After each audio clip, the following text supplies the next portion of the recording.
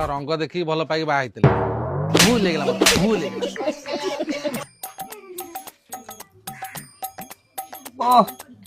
ବଢିଆ ଲାଗୁନି ଭାଇ।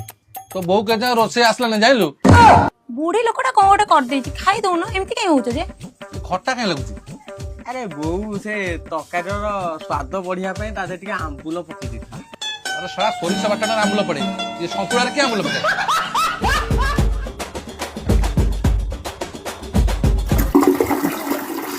ବୁଲୁ ପେଟ କାମୁଲା। ତରକାରୀ କଣ ପକେଇଥିଲ? ତରକାରୀର ବୋଉ ଖାଲି ଆମ୍ବୁଲ ପକେଇଥିଲା ଆଉ ତ କିଛି ପକେଇନି। ମତେ କାଇଁ ଲାଗୁଛି ବାସି ତରକାରୀ। କେତେ ଦିନ ତରକାରୀ କହିଲୁ? ଇଏ ବୋଉ ଯୋଉ ଦିନ ଯାଇଥିଲା କରିକି ଯାଇଥିଲା। ବୋଉ କୋଉ ଦିନ ଯାଇଥିଲା? ବୋଉ ଆସି 7-8 ଦିନ ହେଲା ଗଲା। 7-8 ଦିନ ତରକାରୀ ଦଉଛୁ ମତେ ଖାଇବା ପାଇଁ? ତରକାରୀ ପୁଣି ମୁଁ ଖାଉଛି ନା ନାଇଁ? ତୋ ପେଟ ଶଳା କୁକୁର ପେଟ।